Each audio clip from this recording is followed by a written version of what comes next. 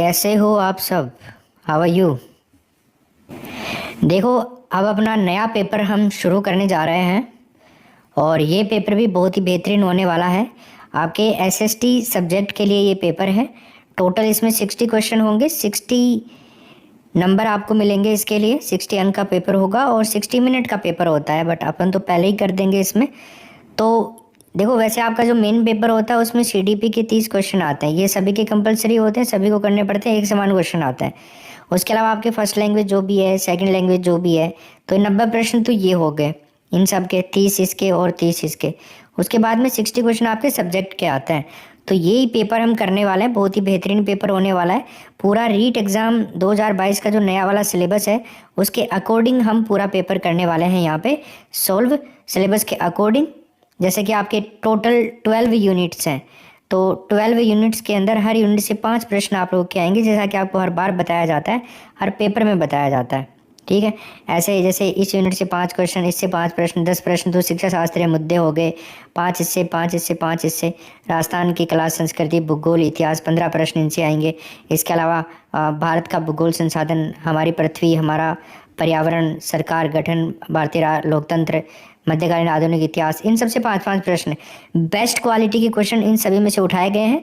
और सबसे बड़ी बात, पूरा का पूरा पेपर आरबीएससी की बुक्स पे बेस्ड है और एनसीईआरटी पे। यहीं से आपके पेपर आने वाला है और हमने यहीं से बनाते हैं पेपर सारा। तो अब हम टाइम बिल्कुल ख़राब नहीं करेंगे, फटाफट से शुरू करते हैं। आपकी स्क्रीन के सामने आपके लिए पहला प्रश्न है, निम्न में से कौन सा विवाह का प्रकार जनजाति में प्रचलित है? हरण विवाह, परीक्षा विवाह, क्रय विवाह या उपरोक्त सभी? हाँ जी, देखो ये सभी विवाह है ना, इनके अलावा भी जनजातियों के अंदर कई सारे विवाह की बात करी गई है और कई सारे विवाह और भी प्रचलित है। जैसे एक सेवा विवाह होता है, ये विवाह भी प्रचलित है। सह पलायन विवाह होता है, सह पलायन विवाह। एक विवाह होता है दोस्तों विनिमय, विनिमय का मतलब समझते हो तुम? आटा साटा वाला विवाह जो होता है ना, वो वाला। तो जनजातियों में सभी प्रकार के विवाह यहाँ पे प्रचलित थे। आगे चलते हैं। 2 नंबर का प्रश्न है, जैन धर्म के 23वें तीर्थंकर पार्श्वनाथ को ज्ञान प्राप्त हुआ था? बताइए, समेध पर्वत, विंध्याचल पर्वत, हिमालय पर्वत या अरावली पर्वत?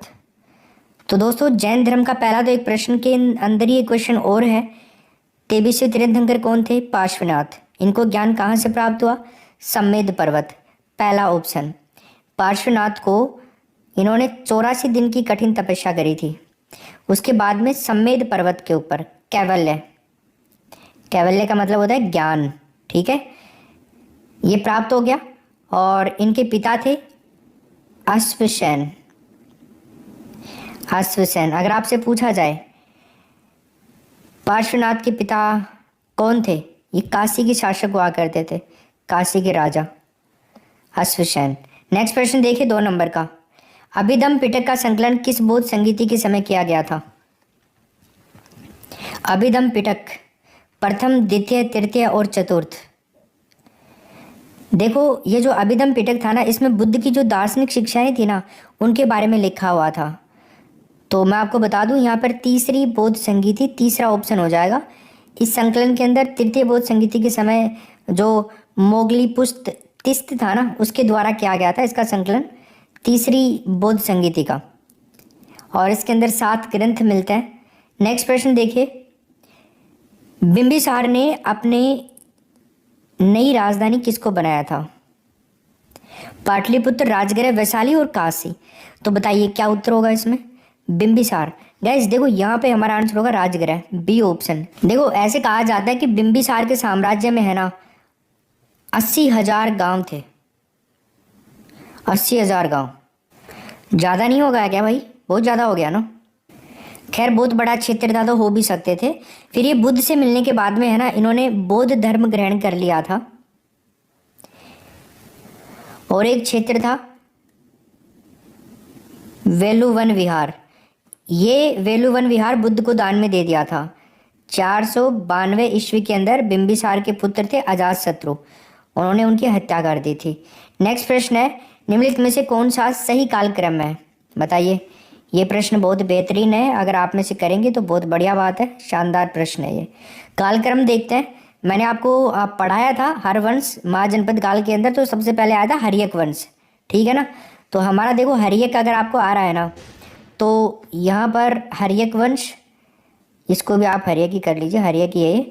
हर्यक वंश का जो टाइम था ना दोस्तों, वो था 544 ईसा पूर्व, लिखाया था मैंने आपको 544 से 412 ईसा पूर्व के आसपास था। मौर्य काल की बात करें तो 322 ईसा पूर्व से 184 ईसा पूर्व। फिर हम बात करते हैं कुषाण वंश और गुप्त वंश की, तो इनके बाद गई है। यहाँ पर है ना बी ऑप्शन हमारा राइट आंसर हो जाएगा। अगला प्रश्न देखिए, प्रयाग प्रशस्ति के लेखक के बारे में पूछ रहा है। बता दीजिए भैया प्रयाग प्रशस्ति के लेखक के बारे में, जल्दी से उत्तर क्या होगा।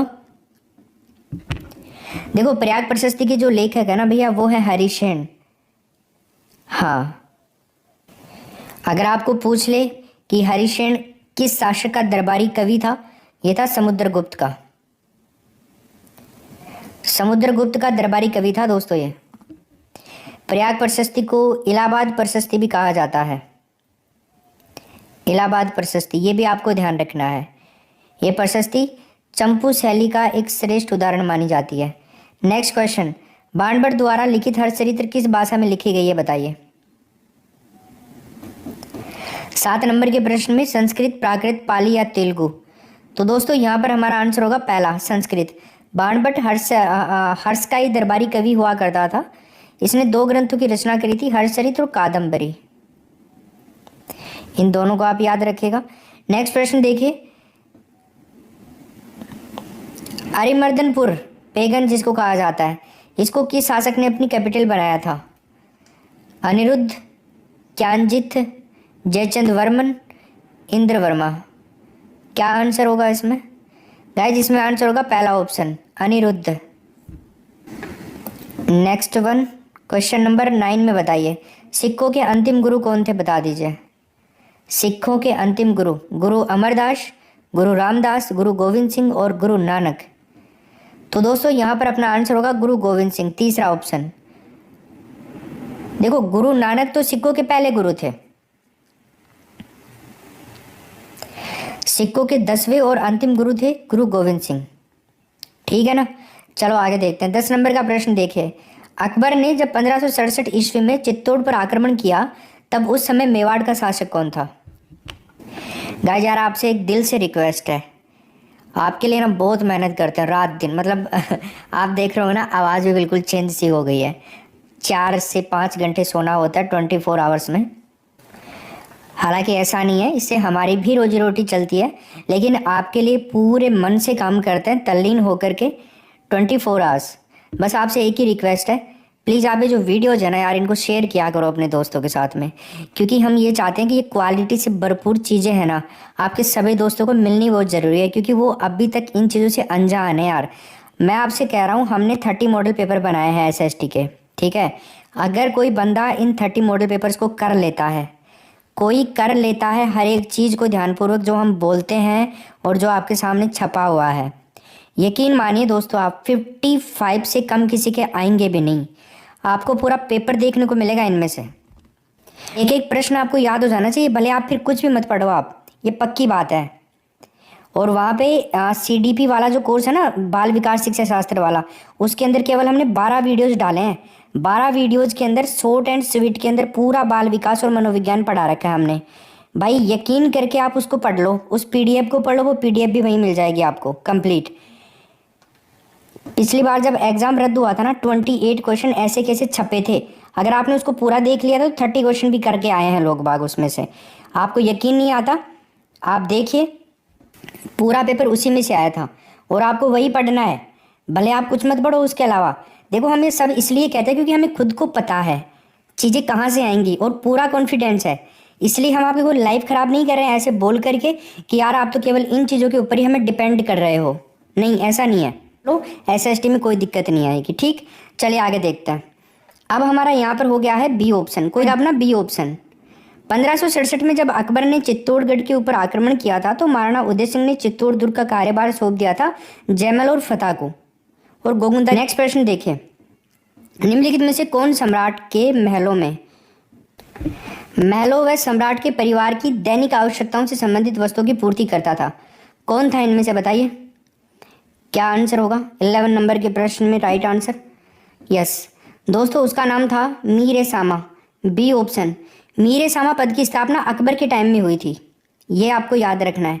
ये पद कब सर्जित हुआ था, अकबर के टाइम पीरियड में। जो महल प्रबंधन, वस्तुओं की आपूर्ति, भंडार गृह जो होता था ना, शाही हरम जो होता था, उससे संबंधित पदाधिकारी हुआ करता था। शाहजहां के समय इसे मीर ए शामा, ठीक है। औरंगजेब के समय इसे खान ए शामा के नाम से जाना जाता था। चलिए नेक्स्ट क्वेश्चन देखते हैं। भारत में अधीनस्थ पार्थक्य की नीति प्रारंभ की गई, किसके द्वारा की गई थी, बता दीजिए। 12 नंबर के क्वेश्चन में क्या आंसर होगा। तो फ्रेंड्स यहाँ पर हमारा आंसर होगा लॉर्ड हेस्टिंग्स के द्वारा, नंबर 1 ऑप्शन। 1813 में लॉर्ड हेस्टिंग्स गवर्नर जनरल बनकर के भारत में आया था। उसने देशी रियासतों के बारे में घेरे की नीति को त्याग करके अधीनस्थ पार्थक्य की नीति अपनाई थी, ठीक है। पहले घेरे की नीति लागू कर रखी थी इन लोगों ने। नेक्स्ट प्रश्न देखिए, भारत के लिए कैबिनेट मिशन योजना में किस पर विचार किया गया, बताओ जी। महासंघ के ऊपर, फेडरेशन, परिसंघ, कन्फेडरेशन, एकात्मक स्वरूप की सरकार और राज्यों का संघ। तो दोस्तों आप सोच रहे होंगे यार यहाँ पे तुक्का लगा दें तो मजा आ जाएगा ना, कि ना कोई में से। इनमें दोनों में बिल्कुल आंसर नहीं है, इसका आंसर होगा राज्यों का संघ। संविधान सभा के गठन के लिए ब्रिटिश सरकार की ओर से भेजा गया जो आयोग था ना, वो 24 मार्च 1946 को कैबिनेट मिशन दिल्ली आया था, तो ये डेट याद रखिएगा। अगला देखते हैं, दल बदल विरोधी कानून से संबंधित कौन सी अनुसूची है, बताइए। दल बदल विरोधी कानून से संबंधित कौन सी अनुसूची है, 10वीं अनुसूची है दोस्तों। तीसरा ऑप्शन हो जाएगा इसमें राइट आंसर, ठीक है। 52वां जो संविधान संशोधन हुआ ना, कब हुआ था, 1986 के अंदर लगभग हुआ था ये। तो इसके अंतर्गत दल बदल के ऊपर रोक लगा दी गई थी। नेक्स्ट प्रश्न है 15 नंबर का, निम्न में से क्या भारतीय संविधान को एकात्मकता प्रदान करते हैं, बताइए। एकात्मकता की विशेषता एक्चुअल में आपको पूछी जा रही है यहाँ पे। तो देखिए, संविधान की प्रक्रिया अत्यधिक कठोर है, इसलिए जी नहीं। संविधान सबसे बड़ा उल्लिखित संविधान है भारत का, ये भी बात नहीं बैठती है एकात्मक को लेकर के। राज्य व केंद्र के लिए समान संविधान, बिल्कुल सही बात है। देखो यहाँ पर तीसरा ऑप्शन हो जाएगा, एकीकृत न्याय व्यवस्था, एकल नागरिकता, एकल संविधान, एकल लेखा जांच, ये सब और भी हैं एकात्मकता के लक्षण होते हैं ये। तो इसमें तीसरा ऑप्शन होगा। अगला प्रश्न देखिए, 1 नवंबर 1956 तक भारत में कुल कितने राज्य थे, बताइए। 1 नवंबर 1956 राजस्थान भी अस्तित्व में आया। कितने राज्य थे, ऑप्शन नंबर पहला हो जाएगा 28, 28 क्या, 14 राज्य थे, ठीक है। इसमें होगा डी ऑप्शन। 1 नवंबर 1956 तक भारत में 14 तो थे राज्य। आप कहोगे सर केंद्र शासित प्रदेश कितने थे, 6 केंद्र शासित प्रदेश थे। अगला प्रश्न देखिए 17 नंबर का, निम्न में से कौन सा एक नागरिकता लोप होने का नियम है, बताइए। नागरिकता लोप होने का नियम, परिवार से बिछड़ जाना, देशद्रोह का अपराध सिद्ध हो जाना, भ्रमण के लिए विदेश जाना या शिक्षा के लिए विदेश जाना। देखिए दोस्तों, यहाँ पे भ्रमण के लिए विदेश जाना मात्र से नागरिकता खत्म नहीं हो जाती है, परिवार से बिछड़ जाने मात्र से नागरिकता खत्म नहीं हो जाएगी आपकी। आप शिक्षा के लिए विदेश जाएंगे तो आपको भारत की नागरिकता से वंचित नहीं किया जा सकता है। एक्चुअल में यहाँ पे जो आंसर होगा ना अपना, वो होगा देशद्रोह का अपराध सिद्ध होने पर, बी ऑप्शन, ठीक है। अगर आप देशद्रोह करते हैं, देशद्रोही हैं, तो आपकी भारत की नागरिकता खत्म हो जाएगी। क्लियर है, तो ऐसा अनर्थ कभी ना कर देना भैया।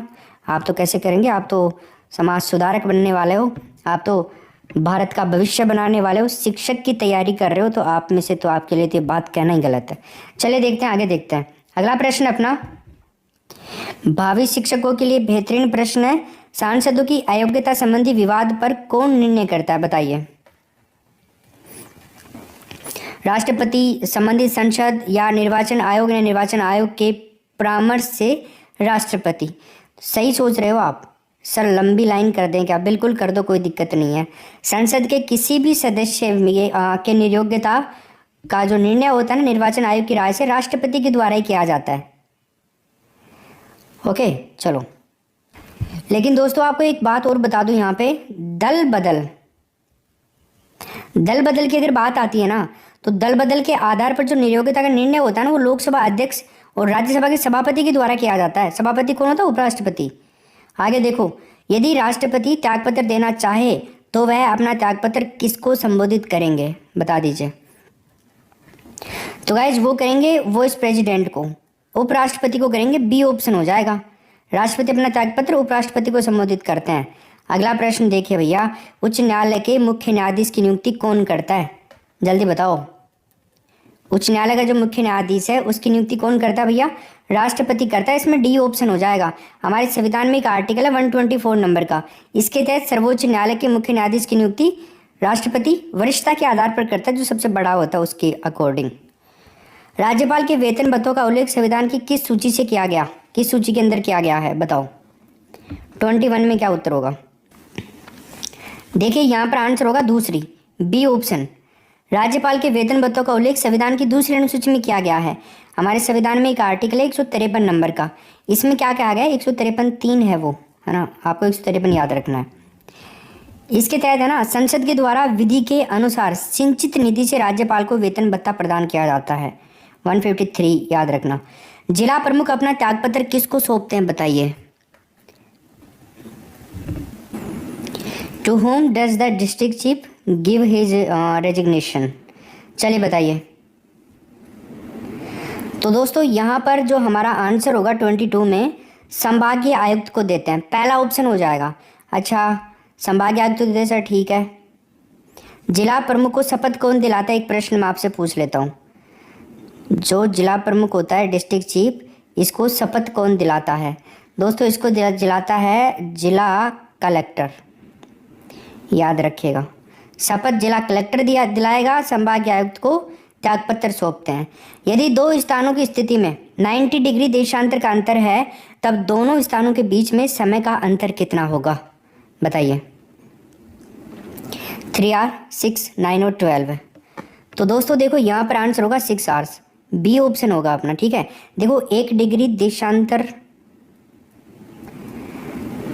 के ऊपर 4 मिनट का अंतर होता है ना, ओके, यानी कि 90 × 4 कितना आया भाई?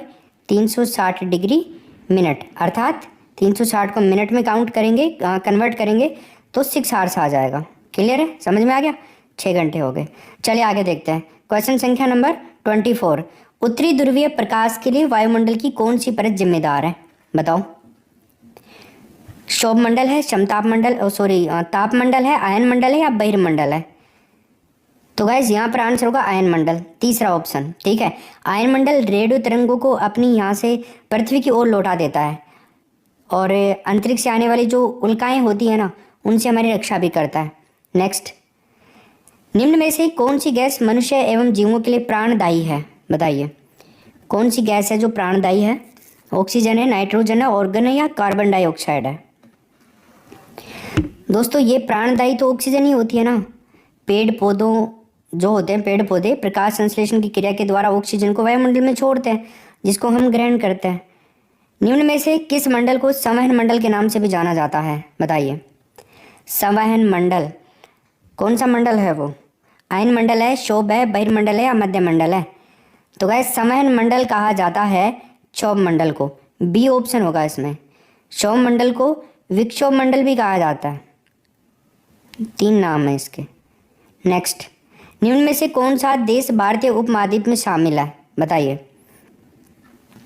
भारतीय उपमहाद्वीप में कौन सा देश शामिल है दोस्तों? भारत, पाकिस्तान, बांग्लादेश और उपरोक्त सभी। तो गाइस यहाँ पर जो है ना अपना आंसर हो जाएगा डी ऑप्शन, उपरोक्त सभी। भारतीय उपमहाद्वीप में भारत, पाकिस्तान, बांग्लादेश, नेपाल, भूटान ये सब शामिल है। नेक्स्ट प्रश्न देखिए बाप, क्या आंसर होगा इसमें, बता दीजिए।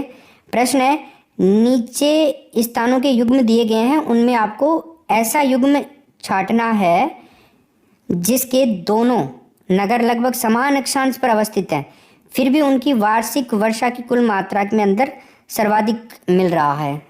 वर्षा की मात्रा के अंदर अंतर सर्वाधिक है भाई। तो मेरे हिसाब से ये प्रश्न बहुत सारे दोस्त गलत करने वाले हैं। एक्चुअल में मैं आपको बताऊं, भूमध्य रेखा से दूरी बढ़ने या फिर बढ़ते हुए अक्षांश के साथ साथ में ना तापमान में कमी आती है, क्योंकि सूर्य की किरणों के तिरछे होने से सूर्य ताप जो होता है ना उसकी मात्रा प्रभावित होती है। अब यहाँ पर जो हमारा आंसर आएगा ना, अजमेर और शिलांग राजस्थान से संबंधित है, इसलिए हमारा बी ऑप्शन करेंगे, इसलिए इस प्रश्न को यहाँ पे लिया गया है। ठीक है, चलो, क्योंकि दूरी बहुत हो गई है ना दोस्तों, अजमेर कहाँ है, शिलोंग कहाँ है। नेक्स्ट क्वेश्चन देखिए, जैव विविधता का संबंध बताइए। शिलोंग में बहुत सारी बारिश होती है, यहाँ पे बहुत कम होती है अजमेर में। जैव विविधता का संबंध देखिए, वन्य जीवों के विविध रूपों से है। वनों में पाए जाने वाले पेड़ पौधों के विभिन्न रूपों से, या फिर प्रकृति से मिलने वाले सभी प्रकार के प्राणियों से, पेड़ पौधों से, या तो फिर पृथ्वी पर मिलने वाले सभी प्रकार के पेड़ पौधों से। दोस्तों यहाँ पर होगा तीसरा ऑप्शन। लंबी लाइन आप देख रहे हो, मुझे पता है तुम्हारी नजरें इसी हो रहे हैं, घातक है तुम्हारी नजरें, है ना, कत्ल करने वाली। देखिए, ब्राजील के बाद में अगर हम देखें विश्व के अंदर सर्वाधिक जैव विविधता भारत के अंदर ही पाई जाती है। 30 नंबर का प्रश्न देखिए, मृदा अपरदन कैसे रोक सकते हैं? अति चराई के द्वारा, क्या पॉसिबल है? इससे तो ज़्यादा बढ़ेगा भाई। वनस्पति के उन्मूलन से, इससे भी ज़्यादा बढ़ेगा। वनारोपण से, यस, ये आप सही कर सकते हो सब के सब। पक्षियों की संख्या में वृद्धि करके मृदा अपरदन के ऊपर कोई प्रभाव नहीं पड़ेगा। अगला प्रश्न देखिए, निम्न में से जिस जिले की सीमा गुजरात से स्पर्श नहीं करती है ना, बताइए कौन सा है वो? गुजरात के साथ में राजस्थान के 6 जिलों की सीमा स्पर्श करती है। कैसे याद रखोगे? जालिम, देखो आजकल बाबा जालिम हो गए हैं, देखा है ना आपने कई केसेज, जालिम बाबा उसी डूंगर पर।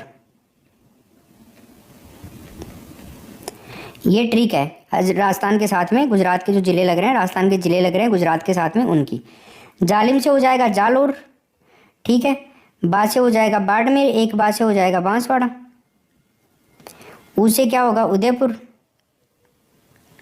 सी से हो जाएगा सिरोही,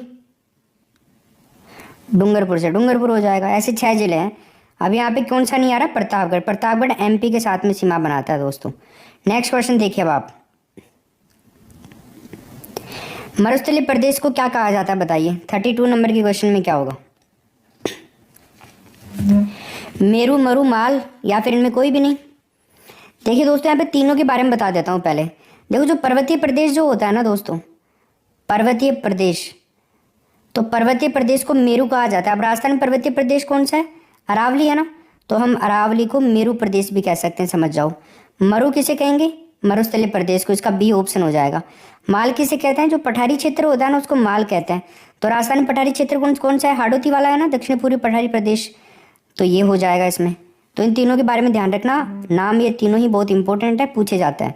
अगला क्वेश्चन देखिए आप 33 नंबर का, सही सुमेलित बताओ कौन सा नहीं है इनमें से, जल्दी से उत्तर बताइए। देखिए दोस्तों, अगर आप चैनल पर नए हैं, आपने चैनल को सब्सक्राइब नहीं किया हुआ है, तो प्लीज़ आप चैनल को सब्सक्राइब कीजिए। यहाँ पे इसी तरह के बेहतरीन पेपर, स्टडी मटेरियल आपको मिलता रहता है। आपके सिलेक्शन के अंदर काफ़ी काम आने वाला यूट्यूब चैनल, करिए इसको सब्सक्राइब और बेल आइकन को दबा देना, नेक्स्ट क्लास का नोटिफिकेशन जल्दी मिल जाएगा आपको। ठीक है, इसमें आंसर क्या हो जाएगा? Dungarpur, Banganga, Morel, D option. ठीक है, देखो इस नदी को अर्जुन की गंगा भी कहा जाता है, इस नदी को ताला नदी भी कहा जाता है। ठीक है, ये जयपुर के अंदर से निकलती है, विराटनगर से, और चंबल में मिलती है। नेक्स्ट प्रश्न देखिए, हाड़ौती पठार की मिट्टी बता दीजिए, कैसी है हाड़ौती के पठार की मिट्टी? कछारी जलोढ़ है, लाल है, भूरी या मध्यम काली मिट्टी है? देखो दोस्तों, हाड़ौती के पठार की मिट्टी पूछ रहा है ना, तो ये मिट्टी है मध्यम काली, डी ऑप्शन हो जाएगा। कपास वगैरह की खेती यहाँ पे की जाती है ना, तो कैसे कपास और कैसे काली मिट्टी में ही होती है वो। ठीक है, ठीक ठाक उपजाऊ होती है ये, हालांकि इतनी ज़्यादा उपजाऊ नहीं होती है जलोढ़ जितनी। इस मिट्टी के अंदर कैल्शियम और पोटास जो होते हैं ना, उनकी मात्रा काफ़ी होती है, नाइट्रोजन की कमी पाई जाती है। उपजाऊ मिट्टी तो है, गन्ना, धनिया, चावल, सोयाबीन, इन सब की अच्छी पैदावार होती है। कोटा, बूंदी, बारां, झालावाड़ जिलों में मिल जाएगी आपको, राजस्थान के दक्षिणी पूर्वी पठारी प्रदेश में। देश में राजस्थान किसका एकमात्र सबसे बड़ा उत्पादक राज्य है बताओ? अच्छा, तो देखिए दोस्तों, इसमें होगा बाजरा, डी ऑप्शन। बाजरा फसल जो है ना, राजस्थान का गौरव भी कहलाती है, राजस्थान का गौरव। चित्तौड़गढ़ की बात अलग है, लेकिन बाजरा भी कहलाता है। बाजरा के उत्पादन में देश में पहले स्थान पर है। अच्छा, बाजरा अनुसंधान केंद्र कहाँ है? कोई बताएगा मेरे को? बाजरा अनुसंधान केंद्र कहाँ पर है? गाइस ये है बाड़मेर जिले के अंदर। कहाँ पे है? बाड़मेर में। चलिए नेक्स्ट क्वेश्चन देखते हैं। निम्न में से किस स्थान पर राजस्थान में सबसे प्राचीन सभ्यता के अवशेष पाए गए? सबसे प्राचीन सभ्यता 36 नंबर का क्वेश्चन है। तिलवाड़ा, बालोतरा, आहड़ और कालीबंगा। तो दोस्तों यहाँ पर आंसर आएगा कालीबंगा, डी ऑप्शन। कालीबंगा के अंदर 1985-86 में एक संग्रहालय की स्थापना करी गई थी। नेक्स्ट प्रश्न देखिए। चौहान शासक जो कवि बांधव के रूप में भी जाना जाता है, नाम बताइए क्या है उसका? अर्णोराज है, विग्रहराज चतुर्थ है, अजयराज है या पृथ्वीराज द्वितीय है? देखो चौहान शासक उसका क्या नाम है जो कवि बांधव की उपाधि ले रखी है? विग्रहराज चतुर्थ, बी ऑप्शन। इसको ना बीसल देव के नाम से भी जाना जाता है। बीसल देव, कवि बांधव। सपादलक्ष के चौहान जो थे ना, उनका स्वर्णिम काल इसी का माना जाता है, सपादलक्ष के चौहानों में, डॉक्टर जसराज शर्मा के अनुसार। नेक्स्ट प्रश्न देखिए। किस छावनी के सैनिक दस्तों ने 21 अगस्त 1857 को चलो दिल्ली मारो फिरंगी नारे के साथ में बगावत करी थी? क्या होगा इसमें 38 नंबर के प्रश्न में? अच्छा देखिए, तो यहाँ पर है ना, नहीं मेरठ नहीं होगा, बी ऑप्शन गलत बता रहे हो आप, एरिनपुरा होगा इसमें, डी ऑप्शन। नसीराबाद और नीमच की सूचना मिलते ही एरिनपुरा के जो सैनिक थे ना, उन्होंने 21 अगस्त 1857 को agent to governor general AGG, okay जी, हाँ जी, इसका एक पुत्र था, उसको मार दिया था ईडर निवासी शिवनाथ सिंह ने। उसके नेतृत्व में विद्रोह किया गया था। फिर वर्तमान गुजरात राज्य के अंदर पड़ता है ये ईडर जो है वो। और दिल्ली चलो मारो फिरंगी का नारा देते हुए दिल्ली की ओर कूच किया था। लेकिन रास्ते के अंदर हरियाणा के अंदर एक नारनौल क्षेत्र आता है, नारनौल, यहाँ पर अंग्रेजों ने इनका दमन कर दिया था। नेक्स्ट प्रश्न देखिए। राज्य मीणा सुधार समिति का गठन किसकी अध्यक्षता में किया गया? बताइए। राज्य मीणा सुधार समिति का गठन पंडित बंशीधर शर्मा, जमनालाल बजाज, गोविंद गिरी, हीरालाल शास्त्री। तो गाइस यहाँ पर आंसर क्या होगा? पंडित बंशीधर शर्मा, पहला ऑप्शन, ठीक है। 1930 के अंदर जयपुर राज्य ने रियासत में जयराम या जरायम पेशा संबंधी काला कानून लागू किया था। इसके विरोध में जैन मुनि एक मगर सागर थे, उनके नेतृत्व के अंदर 1944 में मीणाओं का एक बहुत ही तगड़ा सम्मेलन हुआ था नीमका थाना के अंदर सिक्कर में, जहां पर बंशीधर शर्मा की अध्यक्षता के अंदर राज्य मीणा सुधार समिति का गठन किया गया था। 40 नंबर का प्रश्न देखिए। राजस्थान के राजनीतिक जागरण के अग्रणी रहने वाले त्याग भूमि नामक समाचार पत्र के संस्थापक कौन है? बताओ। 40 नंबर के प्रश्न में जयनारायण व्यास, हरिभाऊ उपाध्याय, रामनारायण चौधरी, विजय सिंह पथिक। दोस्तों इस प्रश्न में हमारा उत्तर होगा हरिभाऊ उपाध्याय, बी ऑप्शन। हरिभाऊ उपाध्याय के द्वारा 1945 के अंदर हटुंडी के अंदर महिला शिक्षा सदन की स्थापना करी गई थी। 41 देखिए। जूनागढ़ का किला कहाँ पे? बता दो। जूनागढ़ फोर्ट कहाँ पे? बाड़मेर, जैसलमेर, बीकानेर और भीलवाड़ा। जूनागढ़ जमीन का जेवर भी कहलाता है, जमीन के ऊपर ही बना हुआ है ना, इसलिए जमीन का जेवर धानमन दुर्ग की श्रेणी में आता है। तीसरा ऑप्शन हो जाएगा इसमें बीकानेर, ठीक है। इस किले की नींव रखी गई थी राव बीका के द्वारा। राव बीका ने इसकी नींव रखी थी, जिसको तोड़वा करके वापस से राय सिंह ने हिंदू और मुगल शैली के अंदर इसका निर्माण करवाया था। इस किले को बीकानेर का किला, जमीन का जेवर, है ना, और एक राती घाटी के किले के नाम से भी इसको जाना जाता है। 42 देखिए। राजस्थान में किस जिले में एकलिंग जी का मंदिर है? बताओ। एकलिंग नाथ जी का मंदिर किस जिले में है? देखो ये एक संप्रदाय हुआ था, लकुली संप्रदाय, उससे संबंधित है ये मंदिर। उदयपुर जिले के अंदर है, पहला ऑप्शन होगा। इसमें शिव जी के काले पत्थर से निर्मित एक 4 मुख वाली मूर्ति है, जिसके सबसे बड़ी ध्वजा चढ़ाई जाती है। 43 बीकानेर के लहरिये प्रसिद्ध हैं, तो सांगानेर के क्या प्रसिद्ध है? बताइए।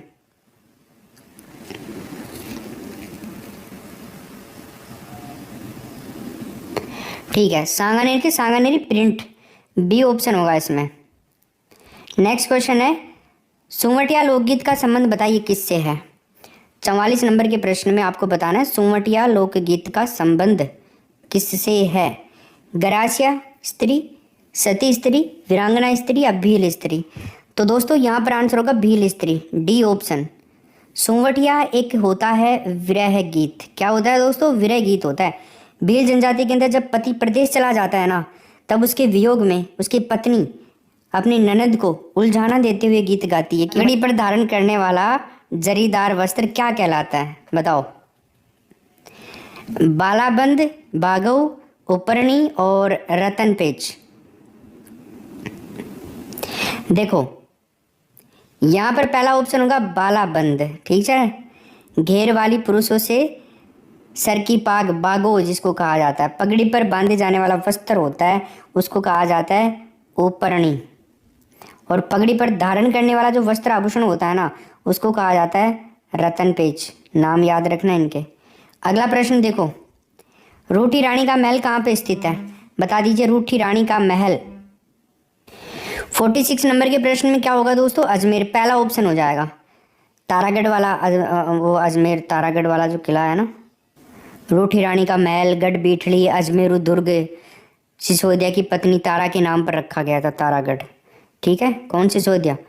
मेवाड़ के महाराणा रायमल के पुत्र थे पृथ्वीराज सिसोदिया, उसकी रानी। इन नामों से जाना जाता है। हरविलास शारदा, उनके अनुसार है ना, इस दुर्ग का निर्माण अजयपाल चौहान ने करवाया था। बाकी इतिहासकार इसके निर्माण के बारे में अजयराज चौहान ने 1113 के अंदर करवाया था, और ये बंदा अलग ही बात कर रहा था। अजयपाल बताता है, बाकी अजयराज बताता है। इसमें ना पहला ऑप्शन होगा, ज़्यादा अजयराज ही माना जाता है 1113 वाला। नेक्स्ट प्रश्न देखिए, 47 नंबर का प्रश्न है, वागड़ के परमारों का अंतिम शासक कौन था? बताओ। विजयराज था, चामुंडा राज था, या जयसिंह प्रथम था, या डंबर सिंह था? तो भैया यहाँ पर आंसर होगा विजयराज, पहला ऑप्शन, ठीक है ना। देखिए तो अंतिम शासक के बारे में आपको पता लगा। देखो वागड़ के परमारों की राजधानी के बारे में पूछा जा सकता है आपसे कि वागड़ के परमारों की राजधानी क्या थी? क्या थी दोस्तों? अथुणा, ठीक है। अगला प्रश्न देखिए 48, निम्न में से किस प्रतिहार राजा ने आदि वराह की उपाधि धारण करी थी? बताओ। आदि वराह की उपाधि मिहिर भोज के द्वारा, पहला ऑप्शन होगा। ग्वालियर प्रशस्ति के अंदर प्रतिहार शासक मिहिर भोज के द्वारा विष्णु मंदिर के निर्माण की भी जानकारी मिलती है। 49 देखिए, गौरीशंकर हीराचंद ओझा ने राजपूतों को क्या माना है? सूर्यवंशी और चंद्रवंशी, शक और सीथियन, अग्निवंशी, या इनमें से कोई भी नहीं? तो दोस्तों यहाँ पर पहला ऑप्शन होगा अपना, सूर्यवंशी और चंद्रवंशी माना इन्होंने। राजपूतों की उत्पत्ति संबंधित ये मत सबसे ज़्यादा लोकप्रिय है, ये ध्यान रखना है आपको। कालीबंगा कहाँ पर स्थित है? बता दीजिए। कालीबंगा कहाँ पर स्थित है? गाइस कालीबंगा जो है ना, ये हनुमानगढ़ में स्थित है, तीसरा ऑप्शन होगा। ओके, कालीबंगा के अंदर पहले भी प्राचीन सभ्यताओं के लोग निवास करते थे।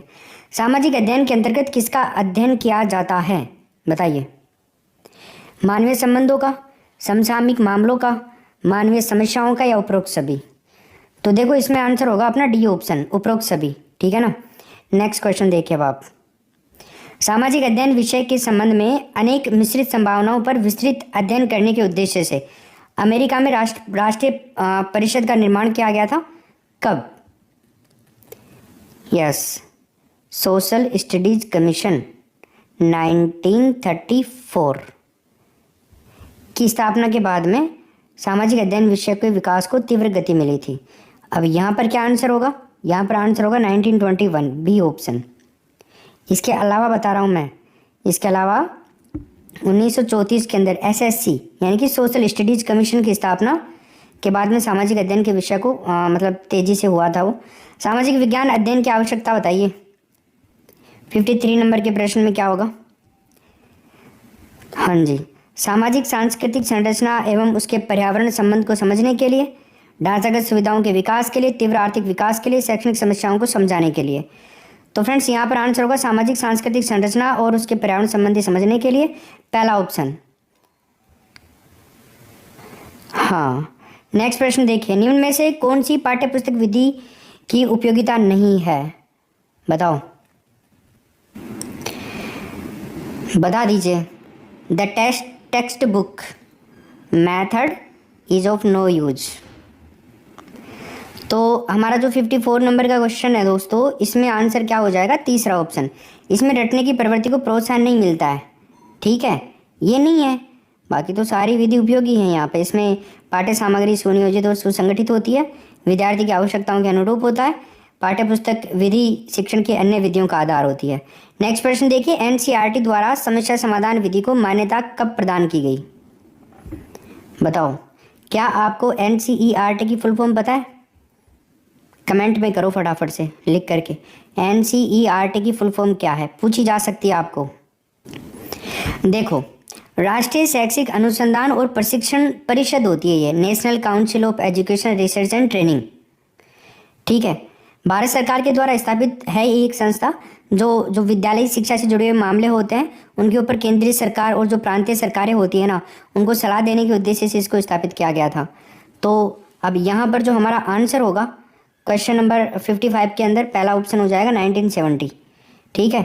अगला प्रश्न देखिए, आनुभाविक साक्ष्य किस प्रकार आधारित होते हैं? बताओ, 56 नंबर के प्रश्न में क्या होगा? अवलोकनों पर, निष्कर्षों पर, पूर्व अनुभव या अवलोकनों के ऊपर। तो फ्रेंड्स यहाँ पर आंसर होगा पूर्व अनुभव और अवलोकन, तीसरा ऑप्शन, ठीक है। नेक्स्ट प्रश्न देखिए, अब जिस सामग्री द्वारा देखकर और सुनकर के ज्ञान प्राप्त किया जाता है उसको क्या कहते हैं?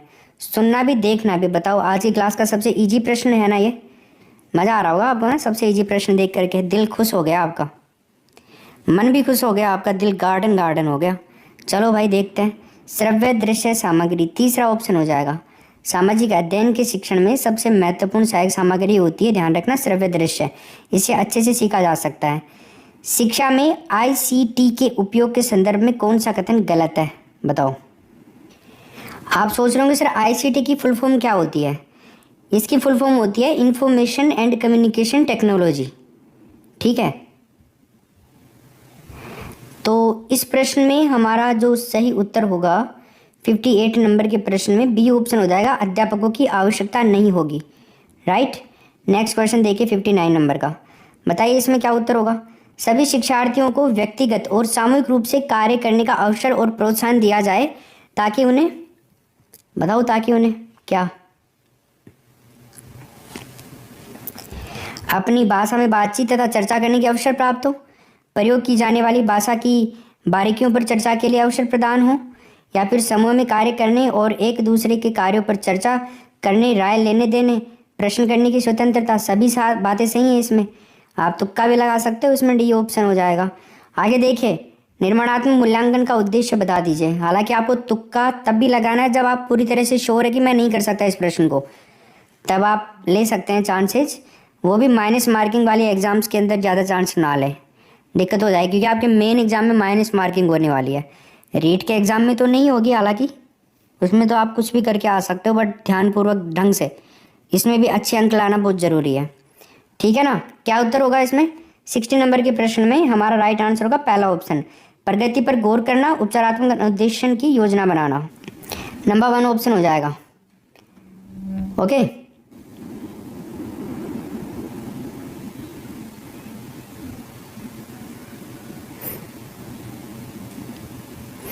ठीक है, तो ये पेपर था आपका 60 क्वेश्चंस का। It's time for revision, are you ready? देखिए,